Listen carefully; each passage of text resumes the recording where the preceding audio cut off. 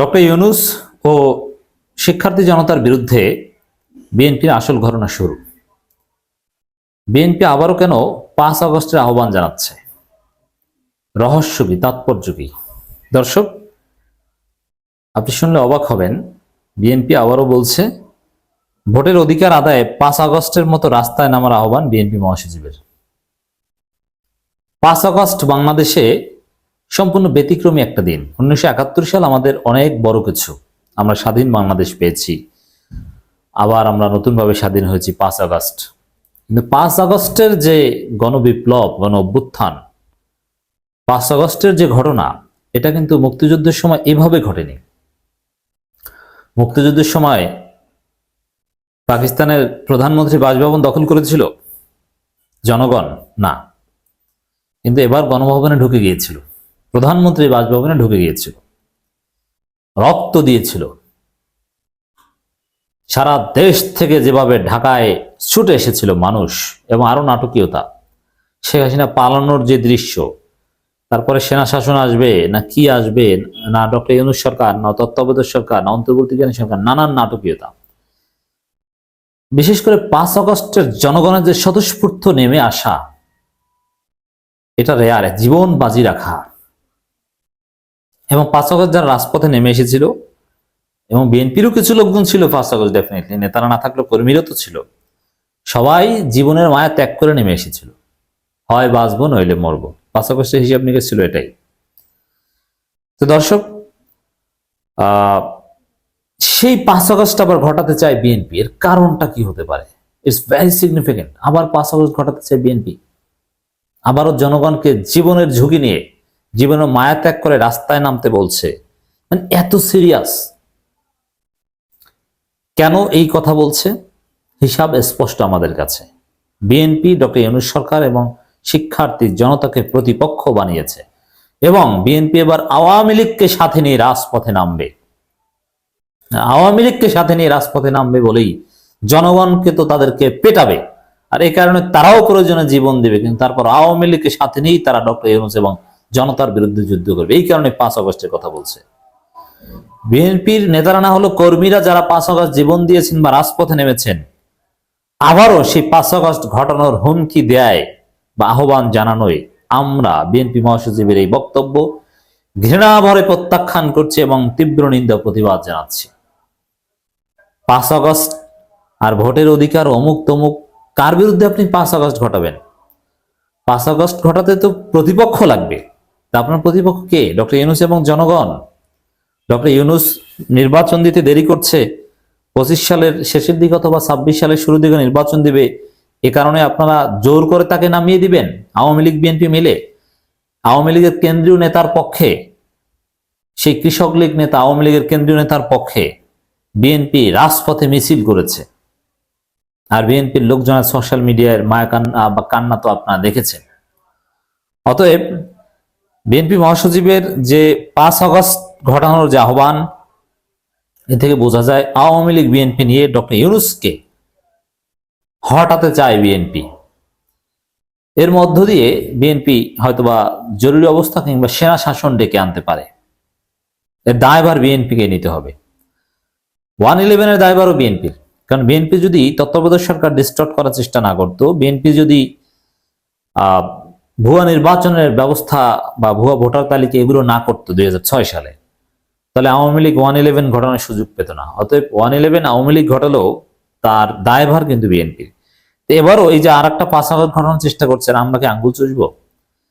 আর একটা ৫ আগস্ট ঘটানোর হুমকি, এটাই হচ্ছে 111 ঘটানোর রাস্তা। বিএনপি এটাই করছে। জুনের মধ্যে সম্ভব না হলে অবশ্যই ২০২৫ সালের মধ্যে নির্বাচন হতে হবে। জুনের মধ্যে নির্বাচন চায়, বুঝতে পারছেন? এই সময়টাকে তারা যৌক্তিক সময় বলে মনে করেন।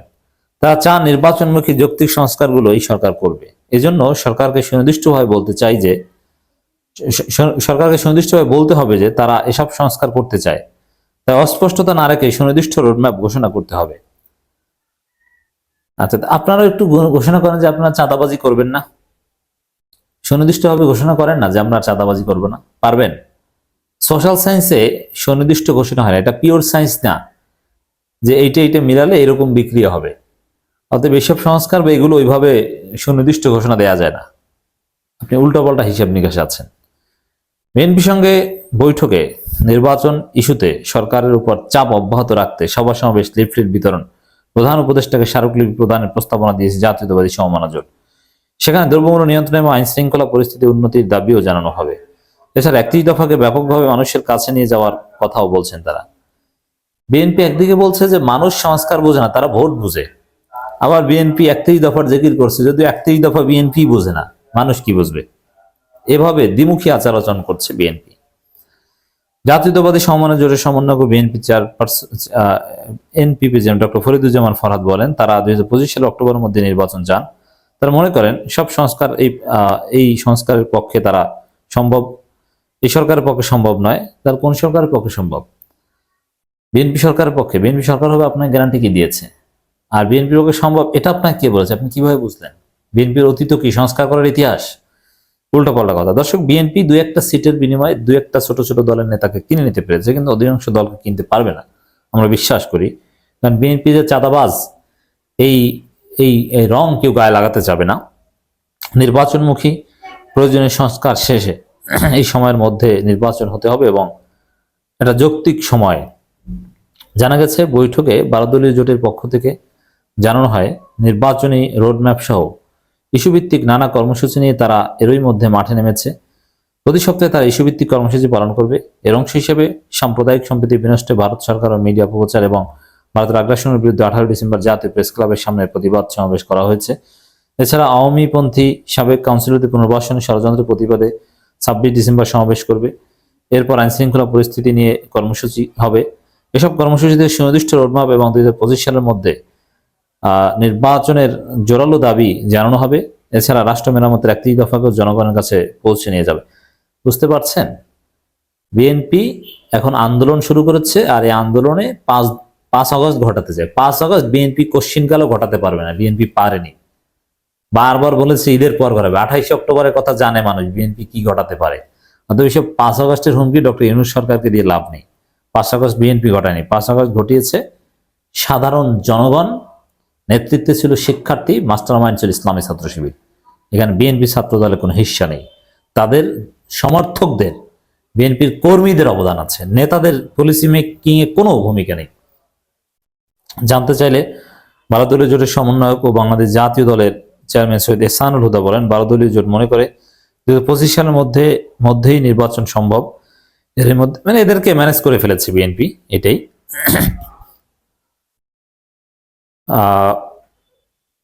এবং তারা আরো নানান কর্মসূচির কথা বলছে এবং কেউ কেউ বলছেন যে 2026 সালের প্রথমার্ধে নির্বাচন 2026 সালে হলে বিএনপির কোনো আপত্তি থাকবে কিনা এমন প্রশ্নের জবাবে তিনি বলেন, নির্বাচন যত বিলম্ব হবে বর্তমান অন্তর্বর্তী সরকারের জন্য তত কঠিন হবে। কেন কঠিন হবে?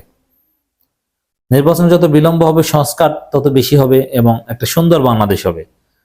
ভয় পায় যে জনপ্রিয়তা কমে যাবে দেরি হলে, মানুষ চাঁদাবাজের কথা জেনে যাবে, এই তো। এছাড়া তো কোনো যুক্তি থাকতে পারে না।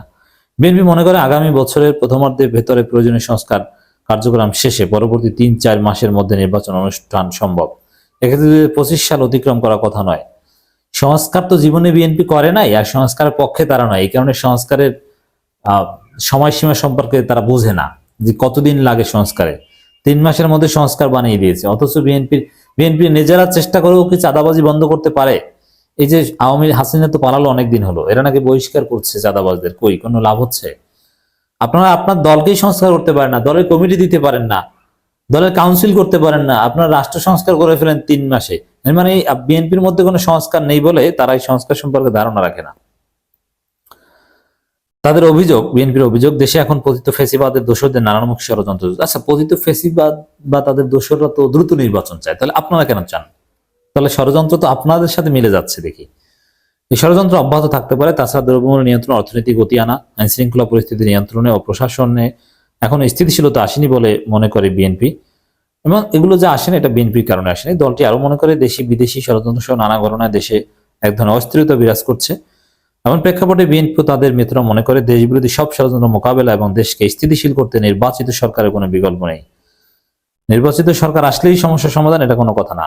খন্দকার মোশাররফ বলেন, আগামী বছরের প্রথমার্ধের ভেতরে প্রয়োজনীয় সংস্কার শেষে নির্বাচন, নানান কথাবার্তা ইত্যাদি। যাই হোক দর্শক, মূল কথা এটাই, আশা করি আপনারা বুঝতে পেরেছেন যে বিএনপি 5 আগস্ট ঘটাতে চায়। এই জন্যে বিএনপির মিত্রদের সাথে সাথে নিয়ে তারা একটা বন্দোবস্ত করছে। আমরা 5 আগস্ট, আর কোনো 5 আগস্ট বাংলাদেশে ঘটবে না। আর 5 আগস্ট ঘটাতে চায় কার বিরুদ্ধে? ডক্টর ইউনূসের বিরুদ্ধে। এটা হতে দেওয়া হবে না।